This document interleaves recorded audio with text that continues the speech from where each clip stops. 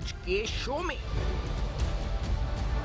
State bank ने शरह सूद में मजीद 1% कमी कर दी। गुज़िश्ता 2 माह में शरह सूद में 5.25% की कमी। शरह सूद 19 माह की कम तरीन सतह पर।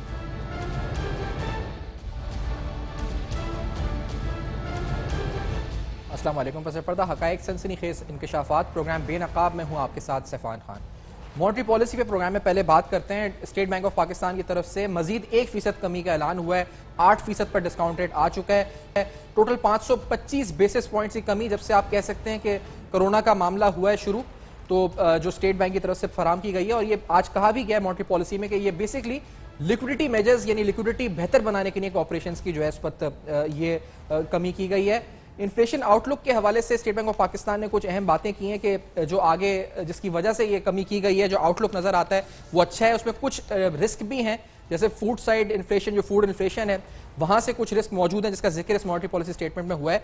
लेकिन प्रोग्राम का आगाज करते हैं, पहले जानते हैं कि मुख्तलिफ लोग इस जो मुख्तलिफ स्टेक होल्डर्स हैं स्टॉक मार्केट के हों, banks, fund managers, overall industry, वो पूरे मूव को किस तरह देख रही है। अकील करीम रेड्डी साहब से पहले प्रोग्राम स्टार्ट करते हैं। चेयरमैन एकेडी ग्रुप हमारे साथ मौजूद हैं। डॉक्टर अमजद वहीद साहब, सीईओ एनबीपी फंड्स, हमारे साथ प्रोग्राम में मौजूद हैं। अकील करीम रेड्डी, आप किस तरह से इस पर रिस्पॉन्ड करेंगे? आज जो 1% कमी हुई है, आपका क्या रिस्पॉन्स होगा? कि स्टेट बैंक ने अपना वो वादा पूरा कर दिया था जब उन्होंने ये इन्फ्लेशन बढ़ रहा था और जब इंटरेस्ट रेट बढ़े थे, तो उन्होंने ये कहा था कि जब भी इन्फ्लेशन नीचे आएंगे हम इंटरेस्ट रेट को नीचे भी लेके जाएंगे। और मैं ये समझता हूँ ये अच्छा डिसीजन लिया है इन्होंने। बहुत सारे लोग शायद एक्सपेक्टेशन जरूर ज्यादा रख रहे हैं, लेकिन मैं ये समझता हूँ स्टेट बैंक को बहुत सारी चीजों को देखने की जरूरत होती है। और उनका ये जो डिसीजन है, मैं समझता हूँ ये हर सूरत में काफी बेहतर डिसीजन है और हम इसको अप्रिशिएट भी करना चाहिए। बहुत सारे लोगों के जहन में है कि ज्यादा इंटरेस्ट रेट गिरना चाहिए, लेकिन अगर ज्यादा इंटरेस्ट रेट गिरता है तो एक बात हमें बिल्कुल सोचनी चाहिए कि रुपये पे प्रेशर भी आ सकता है, क्योंकि हम इस कंडीशन में नहीं बैठे। हमारे डेफिसिट अभी भी ये नहीं है कि खत्म हो गए हैं, तो हमने रीशेड्यूलिंग के लिए अप्लाई किया हुआ है। लेकिन मैं ये समझता हूँ कि जो स्टेट बैंक में लोग बैठे हैं, मैं समझता हूँ बड़े अरसे के बाद मैंने देखा है कि स्टेट बैंक हर डिसीजन बड़ा अच्छा और सोच समझ को और टाइमली ले रहा है। तो हमें इस तरह के डिसीजन को अप्रिशिएट करना चाहिए। और इन्होंने इसके अलावा भी बहुत सारे ऐसे डिसीजन लिए हैं जिसकी वजह से बिजनेस कम्युनिटी काफी कंफर्टेबल इस वक्त दिख रही है। अदरवाइज बहुत ज्यादा परेशानी हम देख रहे थे। जैसे इन्होंने कहा कि अगर लोगों की जॉब्स ना खत्म की जाए तो हम आपको पैसा भी देंगे और बड़ा सस्ता पैसा देंगे, और उसका भी बड़ा एक अच्छा रिजल्ट आया है। और इसी तरह उन्होंने एक्सपेंशन के हवाले से भी किया है, नई इंडस्ट्री के हवाले से किया है, रिफाइनेंस के हवाले से किया है। तो स्टेट बैंक ने कोई एक डिसीजन नहीं लिया, बहुत सारे डिसीजन पिछले 2-3 महीने में लिए हैं, और जिसकी वजह से हम देख रहे हैं कि हमारी इक्विटी मार्केट भी परफॉर्म कर रही है, बाकी जगहों पे भी कुछ एक्टिविटीज हम देख रहे हैं। और ये मैं समझता हूँ बड़ी समझदारी से डिसीजन ले रहे हैं और पाकिस्तान की इकॉनमी को फायदा पहुंचा रहे हैं, और हमें अप्रिशिएट करना चाहिए। क्योंकि जब हम क्रिटिसाइज करते हैं तो अब उनको इतना हक बनता है कि हम उनके अच्छे डिसीजन को अप्रिशिएट। अच्छा अकील साहब, ये फरमाइए, क्योंकि जिस तरह आपने कहा कि वो जो रीफाइनेंस फैसिलिटी का जिक्र भी हुआ है और बहुत अच्छा इकदाम है स्टेट बैंक का, और हमने ये देखा है कि रिस्पॉन्सिव भी है स्टेट बैंक। जो इंडस्ट्री कह रही है, जो ट्रेड कह रहा है, जो मुख्तलिफ सेक्टर्स कह रहे हैं, उसको सुन भी रहा है और उसके हिसाब से अपनी पॉलिसी को एडजस्ट भी कर रहा है। लेकिन जैसे रीफाइनेंस स्कीम है उसमें मुश्किलात बहुत से हैं। अनाउंस तो हो गई, कुछ 1400-1500 लोगों ने अप्लाई किया अभी तक। कंपनीज जो बंद होने वाली हैं उनकी तादाद लाखों में बताई जा रही है। खुद असद उमर कह रहे हैं 10 लाख कंपनीज बंद हो सकती हैं। ज्यादातर लोग जो बैंक्स जा रहे हैं वो उन्हें कहते हैं कि ज्यादा डॉक्यूमेंट्स मांगते हैं, किसी से ऑडिटेड स्टेटमेंट्स मांगते हैं, किसी से कोलैटरल मांगते हैं बैंक्स। तो स्टेट बैंक की तरफ से तो अच्छे इकदाम हैं, लेकिन अमली तौर पर उन इकदाम का जो असर है, जो मईशत पे आना चाहिए, जो मुख्तलिफ चेंबर से बात हो रही है, इंडस्ट्री से बात हो रही है, आपकी खुद ज्यादा वाबस्तगी है, वहां पे लोग कहते हैं कि इस वक्त अमली तौर पर नहीं नजर आ रहा हमें वो इकदाम अमली तौर पर जो फायदा फराम कर सकें। मैं आपको एक बात बता दूं, मैं ये नहीं कह सकता कि स्टेट बैंक सारे लोगों को सेटिस्फाई कर सकती है, लेकिन उन्होंने एक गाइडलाइन दे दी है, पॉलिसी दे दी है। अगर किसी के साथ ज्यादती हो रही है और वो बैंक अगर रिस्पॉन्स नहीं करता तो स्टेट बैंक के दरवाजे तो खुले पड़े हुए हैं, आप उनको लिख सकते हैं। मेरा नहीं ख्याल है कि स्टेट बैंक अगर ये जो डिसीजन ले चुका और बैंक अगर उस पर इम्प्लीमेंट न करे, मेरा नहीं ख्याल है। पाकिस्तान का सबसे स्ट्रॉन्ग रेगुलेटर है स्टेट बैंक, और बैंकों को वो जिस नजर से देखता है कि किसी बैंक की जरूरत नहीं है कि स्टेट बैंक की मर्जी के बगैर वो कुछ कर पाए, तो ये कह देना बड़ा मुश्किल है।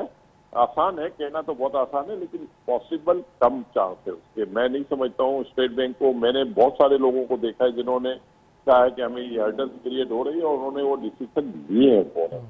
तो मुझे नहीं लगता कि इस तरह के डिसीजन जो हम कह रहे हैं कि इतने लोगों ने अप्लाई किया, लेकिन अब जो भी लोग अप्लाई करते हैं उनके पास कम से कम लिक्विडिटी नहीं है, लेकिन उनके पास अपने एसेट्स तो होने चाहिए ना। तो बहुत सारे ऐसे इशू है जो बीच में आते हों, हमें उसके बारे में नहीं पता। लेकिन मैं ये कहता हूं कि जो डिसीजन स्टेट बैंक लेता है और बैंक इम्प्लीमेंट ना करे, इसके चांसेस कम है, ज्यादा नहीं है। मैं आपको ये बताना। सही। अच्छा, और सब ये भी बताइएगा कि साहब, क्योंकि अब ये भी है कि यहाँ से आगे क्या होना है, तो स्टेट बैंक की तरफ से अब जो अभी तो इन्फ्लेशन आउटलुक जो बताया उन्होंने कहा अच्छा है, कुछ फूड साइड प्रेशर है, रमजान मुबारक भी है, तो हमने देखा है कीमतें बढ़ जाती हैं, आगे जाके मजीद इन्फ्लेशन कम होने की एक्सपेक्टेशंस लोग दे रहे हैं, तो मजीद कम होगी। आपको क्या लगता है, या फिर आप समझते हैं जो रिस्क है करेंसी के ऊपर उसकी वजह से अभी स्टेटस को रखना चाहिए, क्या आपको लगता है? मेरा ख्याल है कि करेंसी रिस्क ना होता तो शायद वो इंटरेस्ट रेट ज्यादा गिरा सकते थे। अच्छा। लेकिन मैं ये समझता हूँ कि हमारा इंटरेस्ट रेट यहाँ से ज्यादा गिरने की बात करने से बेहतर है कि हमारी करेंसी स्ट्रॉन्ग हो। अगर हमारी करेंसी स्ट्रॉन्ग होगी तो हमारे इन्फ्लेशन के नंबर भी बेहतर आएंगे। अगर खुदा न खास करेंसी पे प्रेशर आता है और इन्फ्लेशन बढ़ता है तो फिर स्टेट बैंक को रिवर्सल जाना पड़ेगा।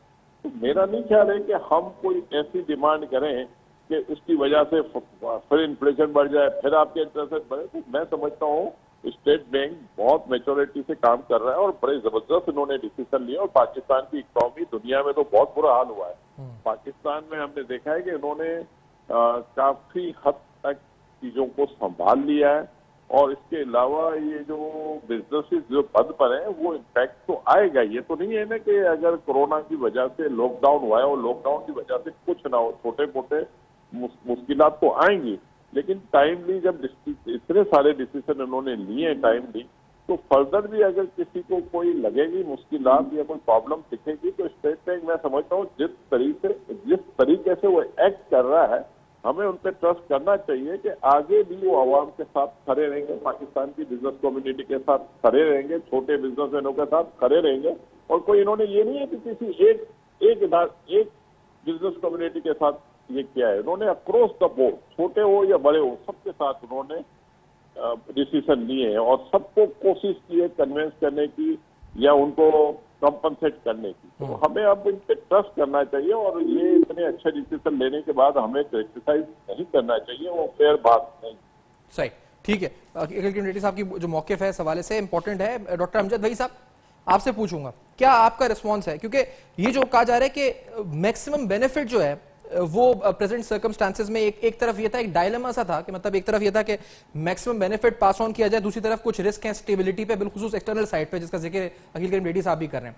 तो उसमें एक बैलेंस स्ट्राइक करना था, सही तरह हुआ ही आज 1% कमी के बाद, या आप समझते ज्यादा रूम था इसमें डॉक्टर साहब? नहीं, मेरे ख्याल में अभी तो ज्यादा एक्सपेक्टेशन 1% की थी जी, और 1% ही हुआ। और अगर इन्फ्लेशन देखें, अगर आप चंद महीने पहले चले जाएं तो हमारी इन्फ्लेशन 13-14% पर थी, जो कि अब कम होके अप्रैल में 8.5% पर आई है। मई के नंबर्स आएंगे तो प्रॉब्ली शायद 8% के करीब आ जाए। कुछ ऑयल प्राइसेस जो कम हुई है उसका पॉजिटिव इम्पैक्ट होगा, मगर रमज़ान में जो फूड इन्फ्लेशन बढ़ जाती है उसका थोड़ा नेगेटिव इम्पैक्ट भी होगा। मगर अगर हम अगले 3 महीने 4 महीने का व्यू लें तो इन्फ्लेशन तकरीबन 7% पर अगले चंद महीनों में आ सकती है, क्योंकि इकोनॉमिक एक्टिविटी बहुत स्लो है। तो इसलिए जब डिमांड नहीं है प्रोडक्ट्स की तो इन्फ्लेशन भी कंट्रोल में रहती है। सो मेरा ख्याल है कि आगे जाके शायद 2-3 महीने में अगर इन्फ्लेशन फर्दर कम होती है तो स्टेट बैंक के पास रूम होगा कि वो इंटरेस्ट रेट्स को फर्दर कम कर सके। मगर अभी जो उन्होंने किया है वो मेरे ख्याल से ठीक किया है। अच्छा डॉक्टर साहब, लेकिन मैं इसलिए पूछ रहा हूँ कि कॉर्पोरेट सेक्टर आपका कह रहा है कि हम इतनी फाइनेंसिंग कॉस्ट जो है उसको अब बर्दाश्त नहीं कर सकते, इस पर हमारी सर्वाइवल के लिए बड़ा जरूरी है कि state bank, Pakistan business council कह रही है कि 2% कम हो, FPCCI कह रहा है कि मजीद कम हो, यहाँ पर जो मुख्तलिफ ताजिर हैं वो कह रहे हैं 4% पर आ जाए, बोरिंग कॉस्ट बहुत ज्यादा बढ़ चुकी है। तो एक तरफ ये जो हमारा सेक्टर है, जो कॉर्पोरेट सेक्टर, हमारी इंडस्ट्रीज हैं, उसकी बका है, और दूसरी तरफ हमारा जो डॉलर रुपी पैरिटी है जिसका जिक्र मॉनेटरी पॉलिसी में भी है, या फिर अभी जो मुख्तलिफ वकील लेडी साहब भी कर रहे थे, तो इसमें से क्या आप समझते हैं किस तरह से बैलेंस स्ट्राइक हो सकता है डॉक्टर साहब? देखिए, इसमें अगर जिस तरह अभी आपने बात की कि 4% क्यों नहीं कर देता स्टेट बैंक, सबकी गवर्नमेंट की कॉस्ट ऑफ बोरोइंग भी कम हो जाएगी और प्राइवेट सेक्टर की भी कॉस्ट ऑफ बोरोइंग कम हो जाएगी, मगर उसमें होगा ये कि बैंक्स बहुत से डिफॉल्ट कर देंगे। देखें, बैंक्स को भी जो डिफरेंस होता है उनकी कॉस्ट ऑफ डिपॉजिट का और कॉस्ट ऑफ लेंडिंग का, वो कम हो जाता है जो इंटरेस्ट रेट कम होते हैं। तो हमें ये भी देखना है, स्टेट बैंक की, obviously state bank is lender of the last resort और स्टेट बैंक रेगुलेटर है सब बैंक्स का, तो उसको वो भी मार्जिन में रखना है कि अगर इतना इंटरेस्ट रेट एकदम कम हो जाता है, इन्फ्लेशन कम नहीं होती और इंटरेस्ट रेट को ज्यादा हम कम कर देते हैं, तो उसमें रिस्क ये होता है कि बैंक्स में भी डिफॉल्ट का रिस्क आ जाता है। और दूसरा पॉइंट जो अकील भाई ने कहा कि बेसिकली जब अगर इतना कम रेट आपको मिल रहा होगा लोकल करेंसी पे, रुपी पे, तो बहुत से लोग फिर डॉलर्स खरीदने लग जाते हैं। अच्छा, सही। इस एंटिसिपेशन में कि अगर डॉलर 6-7% गिर गया और 1% मुझे डॉलर पे बैंक दे रहा है तो मुझे 7-8% का रिटर्न मिल जाएगा, और मुझे रुपए पे तो 5% मिल रहा है, 6% मिल रहा है, तो ये भी चीज माइंड में रखनी पड़ती है कि अच्छा डॉक्टर साहब, एक ब्रेक की तरफ बढ़ना है मुझे, तो मैं आपने बड़ी अहम दो बातें बताई हैं जो दो रिस्क हैं इसके साथ एसोसिएटेड, उन्हीं 4% पे यकमुश्त कर दिया जाता है। इस ब्रेक के बाद आते हैं कुछ अहम सवालात आपके सामने ये भी रखेंगे कि भारतीय हुकूमत की तरफ से एक रिलीफ पैकेज अनाउंस हुआ, उसमें कुछ कोलैटरल फ्री लोन्स हैं, वो क्या तफसीलात हैं वो रखेंगे, क्या उस पैकेज को हम यहाँ पर उस तर्ज पर कोई पैकेज यहाँ बना सकते हैं, ये भी सवाल उठाएंगे हमारे साथ रहेगा इस ब्रेक के बाद।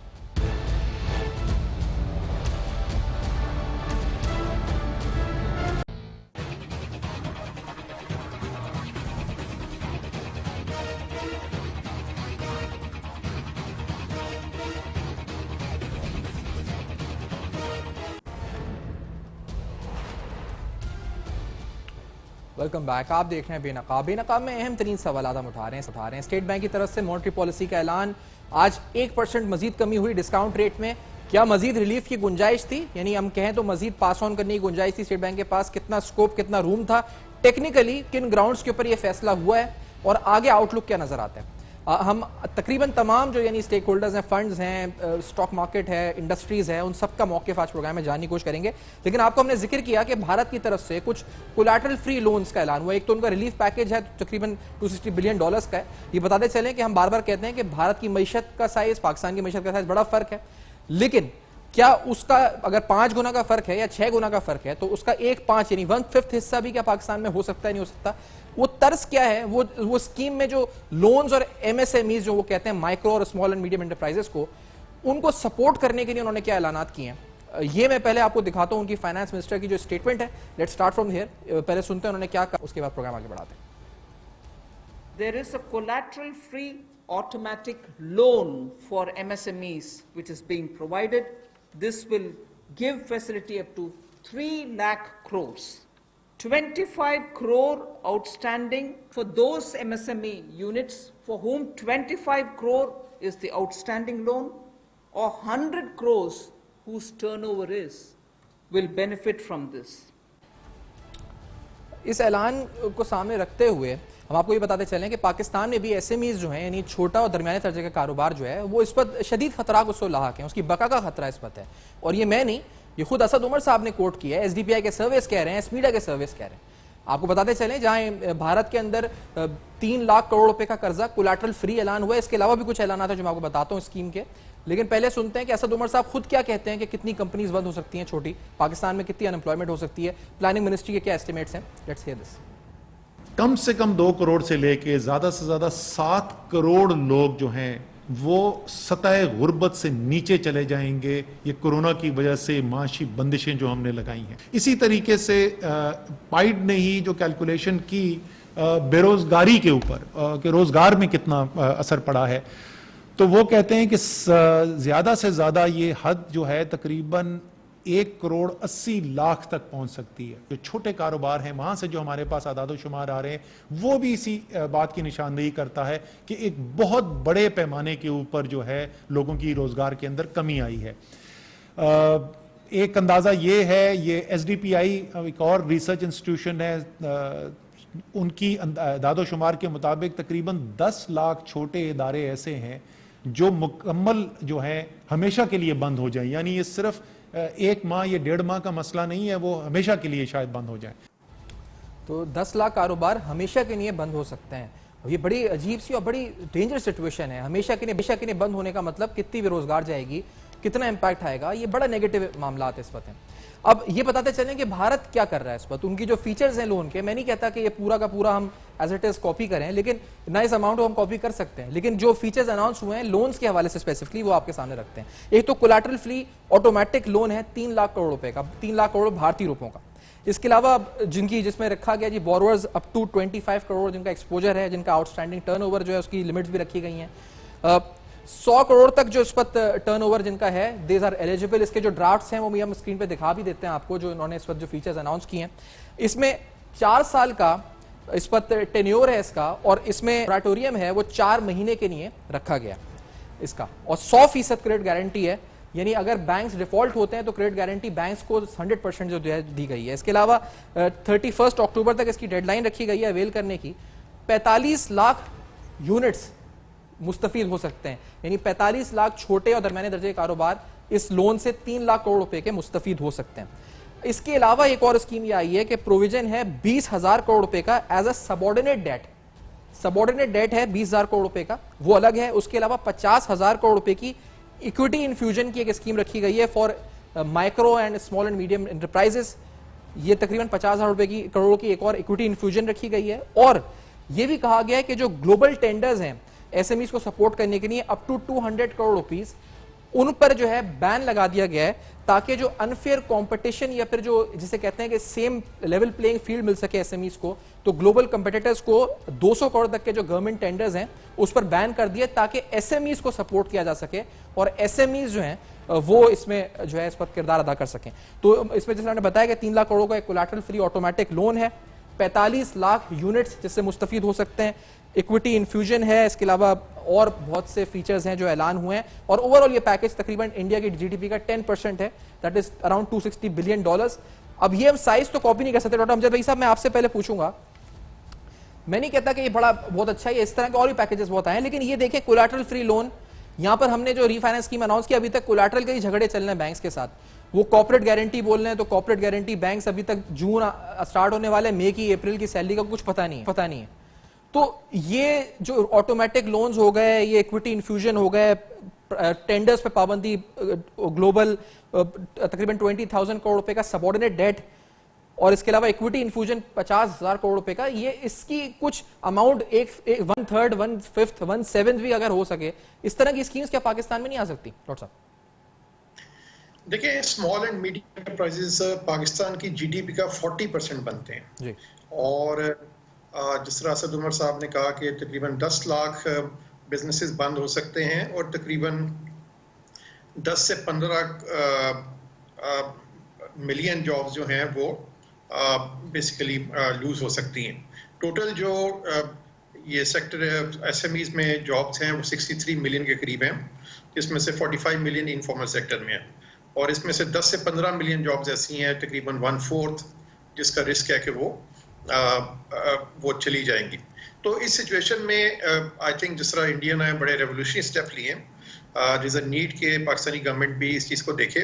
इसमें देखें, हम जब बात करते हैं इंटरेस्ट रेट कम हो गया और इसका फ़ायदा हुआ, बट ये तो फ़ायदा बड़ी कॉर्पोरेशंस को होता है, बिकॉज एक जो छोटा बिजनेस है उसकी तो एक्सेस बैंकों तक है ही नहीं, उसके पास तो बैंक से कोई बोरिंग है ही नहीं, क्योंकि उनके पास आमतौर पे कोलैटरल नहीं होता, गिरवी नहीं होता, तो वो इसलिए उनको बैंक्स लोन नहीं देते, और उनके पास बुक्स भी इतनी अच्छी डॉक्यूमेंटेड नहीं होती, मेंटेन नहीं होती। ये एक और रीज़न है जब बैंक्स उनको नहीं देते। तो ज़रूरत इसी चीज़ की है कि कुछ इस तरह की स्कीम आए। देखें, बैंक्स जो हैं वो अपनी बुक्स पर रिस्क नहीं लेंगे। अगर छोटे बिजनेसेस को उन्होंने लोन दे दिया और कल को ये डिफ़ॉल्ट हो गया, तो बैंक्स की बैलेंस शीट खतरे में पड़ जाती है, बैंक्स का डिफ़ॉल्ट का रिस्क हो जाता है। तो कोई भी बैंक इस तरह नहीं देगा जब तक गवर्नमेंट बैंकों को गारंटी ना करे कि इस तरह की खुदा न खासा सिचुएशन हुई और अगर इसमें से कुछ बिजनेसेस ऐसे हैं जो आपको पे बैक नहीं कर सके, तो फिर गवर्नमेंट आपको पे बैक करेगी। जिस तरह की स्कीम इंडिया ने अनाउंस की है। इसके अलावा ये है कि हमारे पास अब एक अच्छा खासा माइक्रो फाइनेंस बैंक का सेक्टर एक इस्टेब्लिश सेक्टर हो गया, और उनका तजर्बा ज़्यादा है कोलैटरल फ्री लेंडिंग का as compare to commercial banks. तो मेरा अपना ख्याल है कि गवर्नमेंट को माइक्रो फाइनेंस बैंक्स को अप्रोच करना चाहिए और उसके थ्रू उनका एक्सपीरियंस ज़्यादा है ये कोलैटरल फ्री लेंडिंग का, और उसके थ्रू भी छोटे लोन्स देने चाहिए जहाँ पे 1 लाख, 3 लाख, 5 लाख, 10 लाख, ताकि ये जो लिक्विडिटी क्रंच आया हुआ है, कैश नहीं है छोटे बिजनेसेस के पास तनख्वाहें देने की, बिजली का बिल देने की और बिजनेस चलाने की, वो कम से कम चंद महीने 6 महीने अगले दिसंबर तक का टाइम एड्रेस होके जब हो सके, जब तक फिर सिचुएशन नॉर्मलाइज नहीं हो जाती।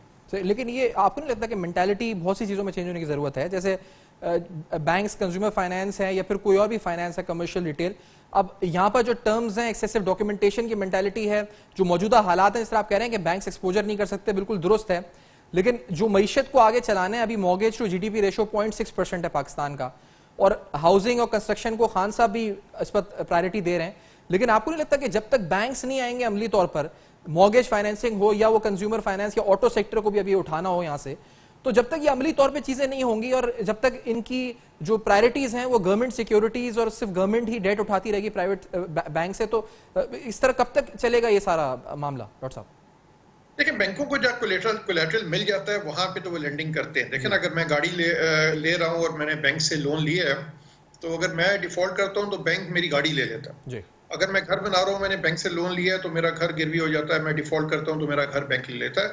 तो इस तरह की कोलैटरल लेंडिंग तो बैंक्स यूज्ड टू हैं, वो करते हैं, मगर वो जहाँ पे कोई उनके पास पीछे कोलैटरल ना हो वो रिस्क नहीं लेते, क्योंकि ऑब्वियसली उनकी अपनी बैलेंस शीट खतरे में पड़ जाती है। और वहाँ पे गवर्नमेंट का आना जरूरी है।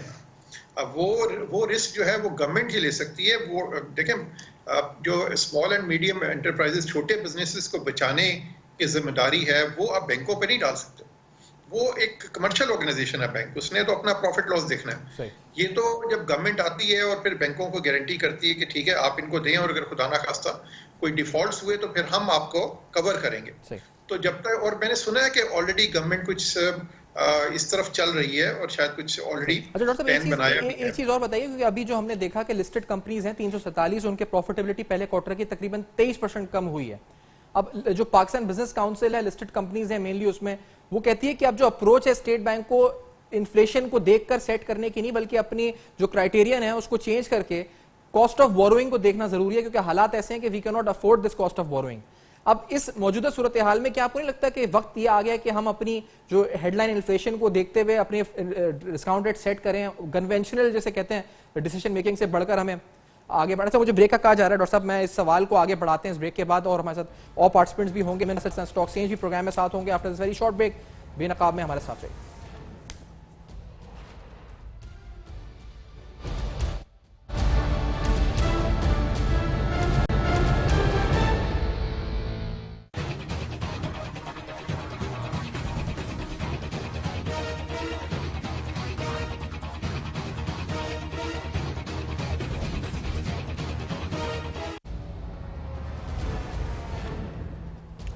Welcome back. आप देख रहे हैं बेनकाब। मॉनेटरी पॉलिसी स्टेट बैंक की तरफ से 1% मजीद कमी डिस्काउंट रेट पर और फिर हमने कुछ जिक्र किया है जी कि भारत में क्या रिलीफ पैकेजेस हैं, कोलैटरल फ्री लोन्स हैं, उसका भी तस्करा हुआ है। और उसके साथ साथ क्या पाकिस्तान में मजीद रूम था, मजीद कट का रूम था, कॉर्पोरेट सेक्टर, इंडस्ट्रीज क्या मुतालबा कर रही हैं, ये भी प्रोग्राम में जान रहे हैं। सुलेमान मेहंदी साहब से प्रोग्राम में गुफ्तगू करते हैं, खुशामदीद कहते हैं। चेयरमैन है पाकिस्तान स्टॉक एक्सचेंज के। सुलेमान साहब को वसी तजुर्बा है फाइनेंशियल सर्विसेज मुख्तलिफ और मुख्तलिफ लेवल्स के ऊपर इस वक्त काम करने का फाइनेंशियल सर्विसेज सेक्टर में।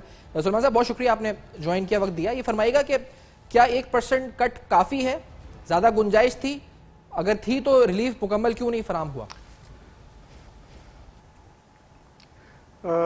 मेरा अपना ज़ाती ख्याल है कि ये बहुत ही कॉशियस मॉनेटरी पॉलिसी स्टेटमेंट हमने देखा है, जिसमें कि सेंट्रल बैंक ने बहुत कॉशियस बैलेंस अप्रोच से काम लिया है।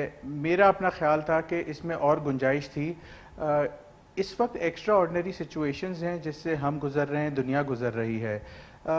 लिहाजा inflation should not be the only barometer जब आप अपने इंटरेस्ट रेट्स डिफाइन करते हैं अंडर एक्स्ट्रा ऑर्डिनरी सिचुएशन। बहुत सारे ममालिक हैं जो इस वक्त negative real interest rate situation में हैं, और पाकिस्तान को ऐसी बड़ी एक्सेप्शन नहीं करता अगर वो अपना negative real interest rate scenario में आ जाता है। तो असल आपका जो चैलेंज है वो, जैसे मैं सुन रहा था इससे पहले आपके शो पे, कि ग्रोथ आपके लिए बहुत इंपॉर्टेंट है इस वक्त। अगर आप ग्रोथ फेज में नहीं घुसेंगे और एंटर नहीं होते हैं ग्रोथ की डायरेक्शन में, तो बहुत सारी अनएम्प्लॉयमेंट जो है वो क्रिएट हो रही है और मजीद बढ़ती जाएगी।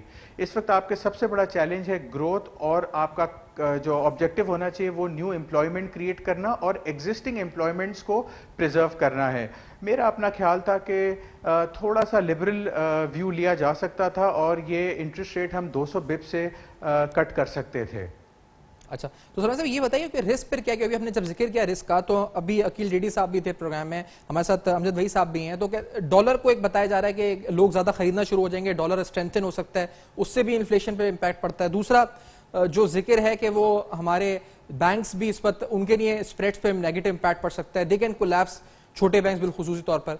तो ये रिस्क ज्यादा बड़ा है, या अगर ग्रोथ हमारी मुतासर होती है और उसकी वजह से कॉर्पोरेट सेक्टर, स्मॉल एंड जो इंटरप्राइजेस है, मीडियम इंटरप्राइजेस, वो बंद होती हैं, आप क्या समझते हैं वेटेज किसका ज्यादा है इसमें, अगर दोनों में देखा जाए सामने रख के? देखिए, आपको एक्स्ट्रा ऑर्डिनरी, जैसे मैंने कहा, सिचुएशंस में कुछ मुश्किल चॉइसेस करनी पड़ती है। डेफिनेटली जब आप एक ग्रोथ की फेज की तरफ जाएंगे तो इन्फ्लेशन के नंबर्स ऊपर जा सकते हैं, इसमें कोई शक नहीं है। आज जो मैं मॉनेटरी पॉलिसी स्टेटमेंट पढ़ रहा था तो उसमें जो कुछ फियर फैक्टर्स हैं वो ये फियर फैक्टर्स भी हैं कि मिसाल के तौर पे पूरी दुनिया में पाकिस्तान की तरह जो है वो ईजिंग होती जा रही है ऑन द लॉकडाउन्स, और उम्मीद है कि उससे इकोनॉमिक एक्टिविटी आपकी बढ़ जाए, लेकिन उस इकोनॉमिक एक्टिविटी के बढ़ने के साथ साथ इन्फेक्शन के स्प्रेड होने के चांसेस भी बहुत ज़्यादा हैं। तो लिहाजा खुदा न खास्ता ऐसा ना हो कि इन्फेक्शन इतना तेज़ी से स्प्रेड हो कि आपको दोबारा लॉकडाउन की तरफ जाना पड़े। तो एक ये सबसे बड़ा रिस्क है जो मैंने आज की मॉनेटरी पॉलिसी स्टेटमेंट से समझा है। दूसरा रिस्क हमारा फूड इन्फ्लेशन का है। खुदा न खास्ता हमारी जो इस वक्त नज़र आ रहा है वो एग्रीकल्चरल क्रॉप ग्रोथ जो है वो थोड़ी सी वीकर साइड पे नज़र आ रही है। तो ऐसा ना हो कि जो पेरिशेबल इन्फ्लेशन अभी कंट्रोल में आई है वो दोबारा शूट अप कर जाए बिकॉज ऑफ लो प्रोडक्शन। ये एक दूसरा रिस्क है। जो तीसरा सबसे बड़ा रिस्क जो नज़र आ रहा है वो ये आ रहा है कि गॉड फॉरबिड अगर आपकी इकोनॉमिक एक्टिविटी नहीं बढ़ पाती है, पिक नहीं कर पाती है, जिस तरह हमने चाइना और दूसरे ममालिक में देखा है जिन्होंने बहुत पहले हमसे लॉकडाउन ईज आउट कर दिया था, तो आपकी फिस्कल साइड जो है वो बहुत ज़्यादा मुतासर रहेगी। जहाँ तक बात आपने की स्मॉल एंड मीडियम एंटरप्राइजेस की, मैं सेकंड करूंगा जो डॉक्टर साहब ने कहा है कि देखें ये ऑलमोस्ट 40-45% आपकी जीडीपी को कंट्रीब्यूट करते हैं, और सबसे ज़्यादा फ्रेजाइल जो है वो ये सेक्टर है इस वक्त जिनके पास बहुत ज़्यादा ब्रिक एंड मोटार नहीं है एज कोलैटरल देने के लिए। और अब वो टाइम आ चुका है कि सेंट्रल बैंक को, गवर्नमेंट ऑफ पाकिस्तान को इंटरवीन करना पड़ेगा और कमर्शियल बैंक्स को और माइक्रो फाइनेंस बैंक को जो है वो कैश फ्लो लेंडिंग करवाने का कॉन्सेप्ट इंट्रोड्यूस कराना पड़ेगा। अदरवाइज ये छोटे बिजनेसेस हैं, इनके पास एसेट्स नहीं होते हैं या आपको एसेट नहीं सप्लाई कर सकेंगे and they will run out of business within no time. इनको प्रोटेक्ट करना इस वक्त सबसे अहम प्रायोरिटी होनी चाहिए। सही, तो उसके लिए देखें सब्सिडी तो इन्होंने दी है, कवर दिया है, इंटरेस्ट कवर दिया है, कुछ अभी भी रीफाइनेंस स्कीम के अंदर भी इसको कुछ कोशिश की है गवर्नमेंट ने कि सब्सिडी देकर बैंक्स को ये कहा जाए कि क्रेडिट कवर दिया जाएगा, लेकिन उसके बावजूद भी आपको लग रहा है कि रीफाइनेंस का वो इम्पैक्ट आ रहा है या वो टर्नओवर आ रहा है जो होना चाहिए था नेचुरल? अगर बताया जा रहा है 10 लाख कंपनियां बंद हो रही हैं, अप्लाई किया 1500 कंपनियों ने, तो बाकी जो 9 लाख से ज्यादा कंपनियां वो क्या अप्लाई नहीं, उनको कहां से सैलरीज देंगी या वो बंद होने जा रही है, उन्होंने फैसला कर लिया? ओके, तो मैं आपको एक छोटी सी एग्जांपल देता हूं इस पूरे पैकेज की और उसको एक्सप्लेन करने की कोशिश करता हूं। सेंट्रल बैंक ने एक पैकेज इंट्रोड्यूस कराया है, पहले वो 4% पे था, अब 3% पे था, जिसका कॉन्सेप्ट ये है कि अगर आप अपने एम्प्लॉयज़ को नहीं निकालेंगे, उनको जॉबलेस नहीं करेंगे, तो हम आपको 3% पे फाइनेंसिंग देंगे। इसका मतलब है कि आप ये कह रहे हैं कि डिस्पाइट आज आपका बिजनेस जो है वो डाउन टर्न की तरफ है, 50% डाउन है, और आप एम्प्लॉयज को ना निकालें और एडिशनल 3% उसका एक्सपेंस बेयर करें। यानी कि ये तो उस कारोबारी, उस बिजनेस के लिए तो डबल एज हो गई है। आइडियली तो ये होना चाहिए था कि ये इंटरेस्ट फ्री